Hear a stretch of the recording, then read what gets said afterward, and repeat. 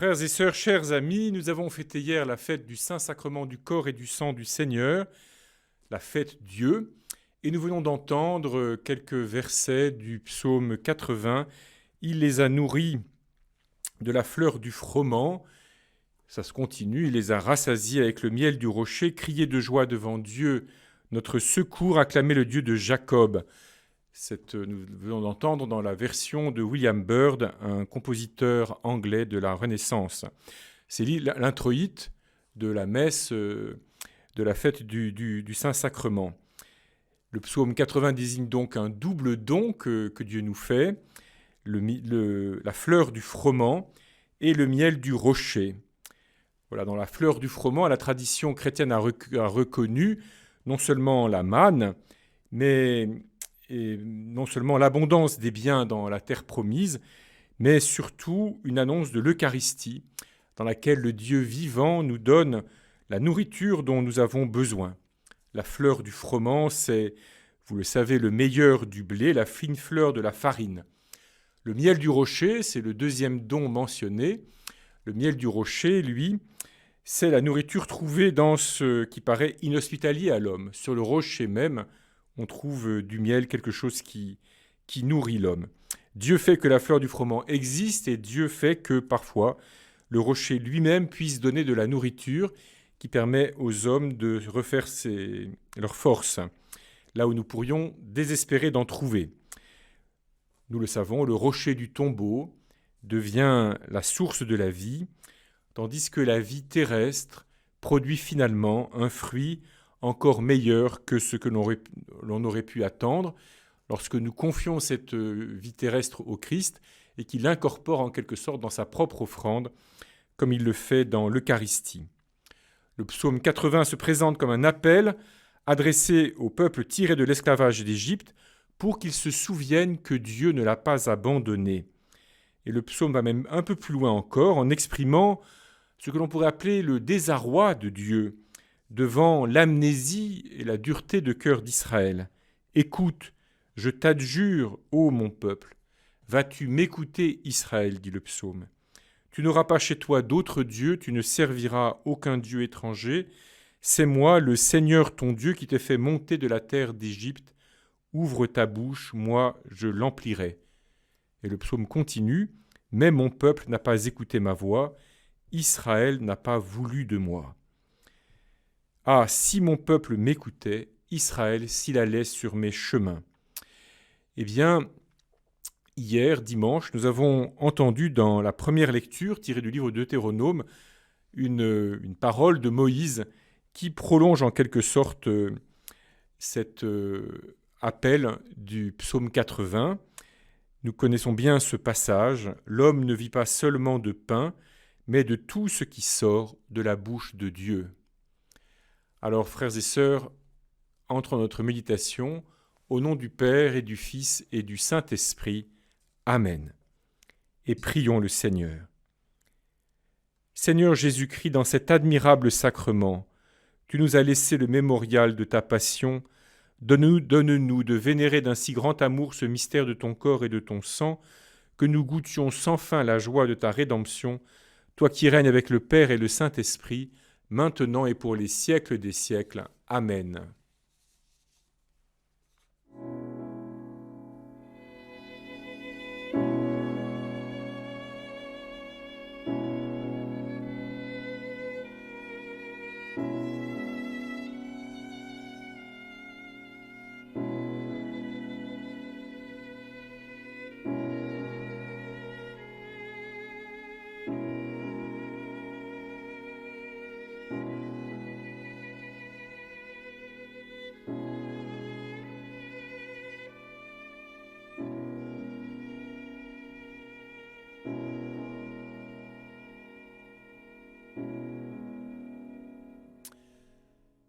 Dans le livre de Deutéronome, nous nous situons à la fin de l'errance du peuple pendant 40 ans dans le désert, une errance quand même dirigée par Moïse et par l'intermédiaire de Moïse par Dieu.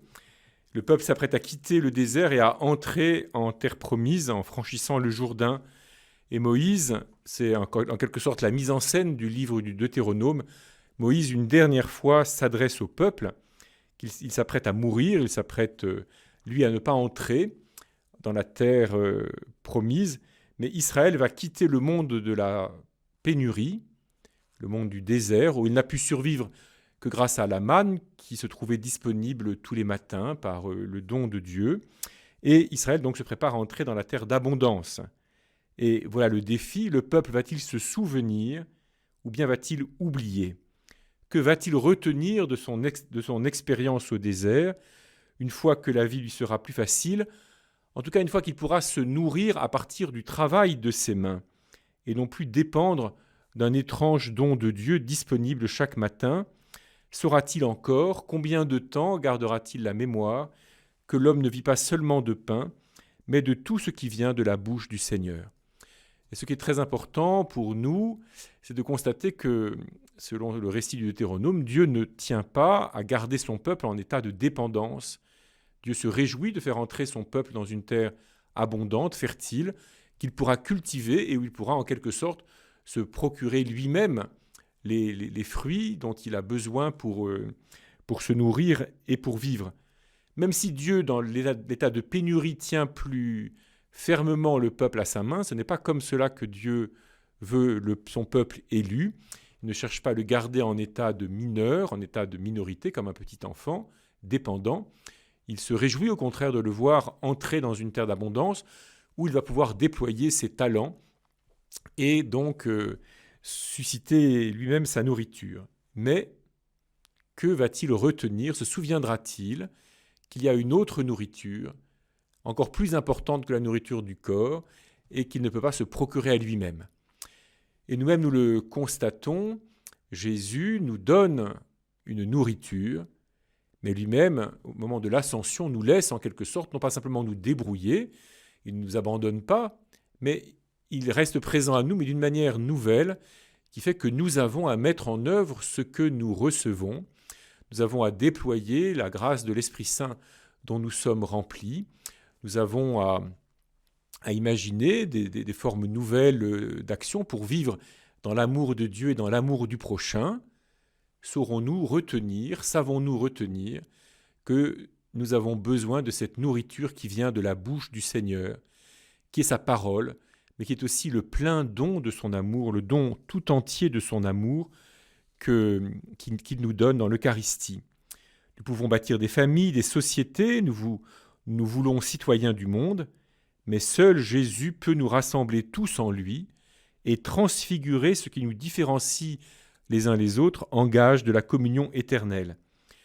Ici-bas, nous devons travailler, nous pouvons déployer nos compétences et nos talents, nous pouvons construire une vie aussi intéressante ou confortable que possible, mais l'essentiel nous est quand même donné par un autre, celui que nous ne pouvons que désigner par en haut, celui qui vient d'en haut. Moi, je suis le pain vivant qui est descendu du ciel, tel est le pain qui est descendu du ciel, il n'est pas comme celui que les pères ont mangé, eux ils sont morts, celui qui mange de ce pain vivra éternellement.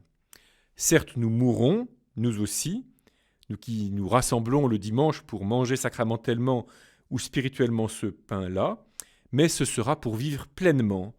Nous mourrons, mais celui que nous aurons reçu comme il s'est donné à nous, c'est-à-dire sans réserve, pour être une source de vie, celui-là nous recevra en lui, et déjà il nous y reçoit, puisqu'il vient à nous pour nous adapter de l'intérieur à lui-même. Il vient à nous malgré parfois l'insuffisance de notre disponibilité, pour nous unir à lui et à son Père et les uns aux autres dans une profondeur que nous ne pouvons que pressentir ici-bas. Alors ensemble, louons et supplions le Seigneur.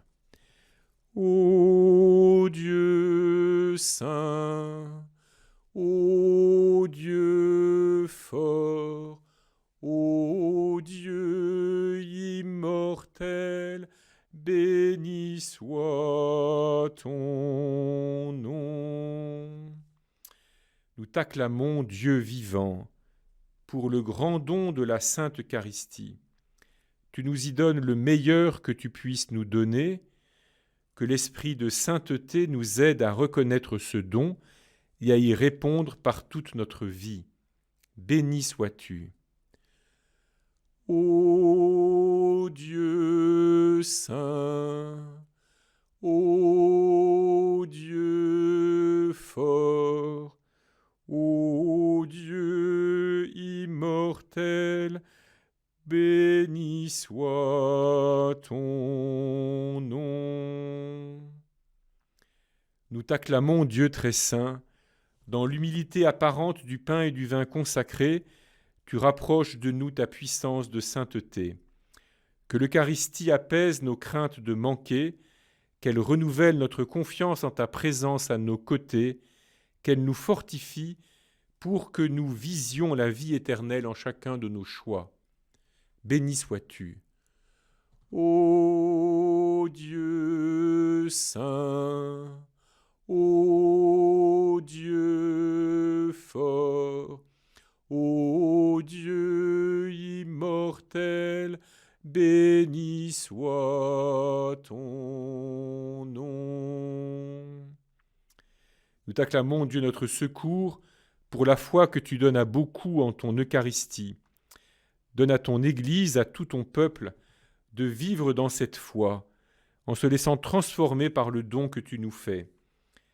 Que nous grandissions dans l'amour les uns pour les autres, dans la joie de former un seul corps et de devenir membres les uns des autres en Jésus le ressuscité.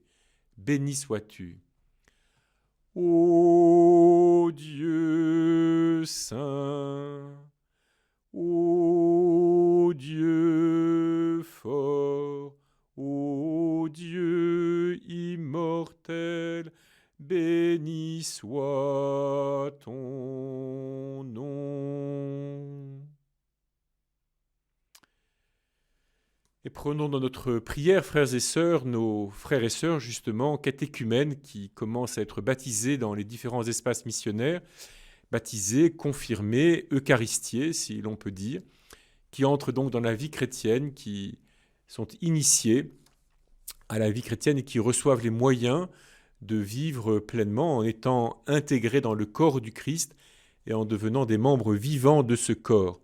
Nous nous réjouissons de les accueillir, de les recevoir comme des frères et des sœurs à aimer, et ensemble, avec eux, et tous ceux qui se préparent à pouvoir dire cette prière dans la plénitude de l'Esprit Saint, en étant pris, unis à Jésus, ensemble nous osons dire « Notre Père, qui es aux cieux, que ton nom soit sanctifié, que ton règne vienne, que ta volonté soit faite sur la terre comme au ciel.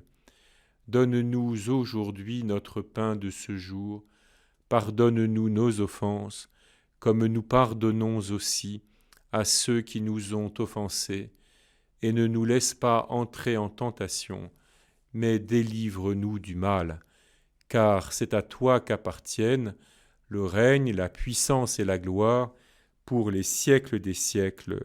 Amen. La fête du Saint-Sacrement nous permet de raviver en nous l'émerveillement devant le grand don de l'Eucharistie. Nous savons bien que c'est un défi pour un diocèse comme le nôtre aujourd'hui, que la messe puisse être célébrée le plus possible. Elle est forcément un peu moins célébrée qu'elle n'a pu l'être à une époque où il y avait un curé dans chaque paroisse.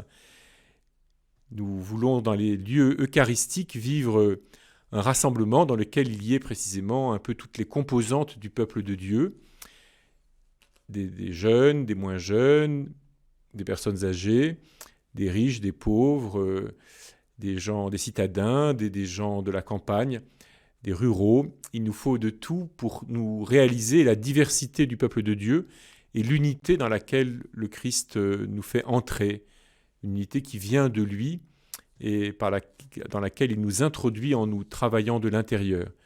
C'est ensemble aussi que nous pouvons découvrir combien nous sommes nourris par Dieu, de tout ce qui sort de la bouche de Dieu, bien plus encore, d'une certaine façon, que nous sommes nourris par le pain ou désaltérés par l'eau ou le vin. Nous avons besoin de recevoir de Dieu quelque chose de son amour, quelque chose de sa présence. Et le grand mystère de notre foi, tel que l'exprime l'Eucharistie, c'est que finalement, Dieu n'a rien d'autre à nous donner que lui-même. La fleur du froment, le miel du rocher, c'est finalement Dieu lui-même qui se donne à nous. Dieu espère en quelque sorte se donner à nous pleinement dans la vie éternelle et il escompte que nous acceptions nous aussi de nous ouvrir pleinement en retour à lui pour le laisser venir faire en nous sa demeure. Alors, confions-nous à l'intercession de la Vierge Marie, confions-lui notre diocèse, demandons à Notre-Dame de Neuvisi, de nous accompagner dans le chemin que nous avons à parcourir tous ensemble. Notre-Dame de Neuvisi, Notre-Dame du bel amour, notre diocèse se confie à toi en cette étape nouvelle de son histoire.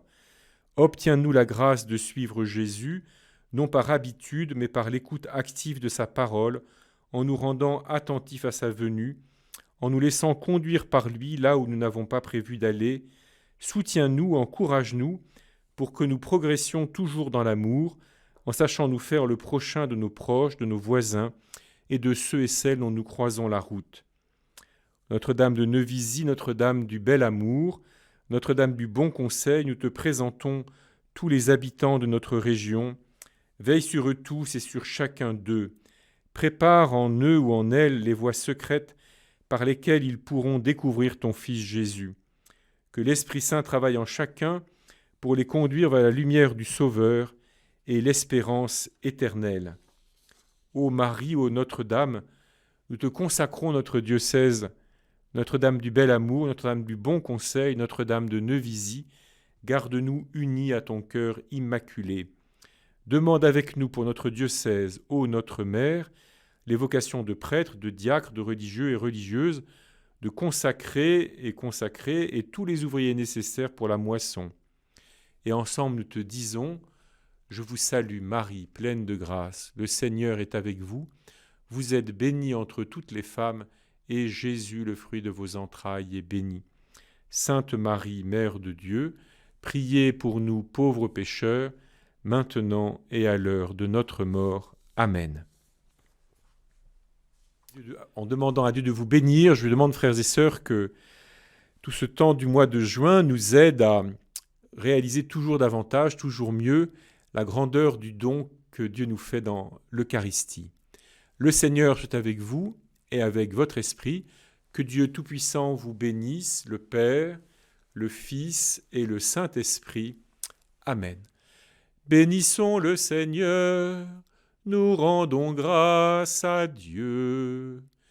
Nous achevons notre prière en nous associant au cœur des élus de l'Apocalypse, grâce à la voix des moines de Cœur Moussa.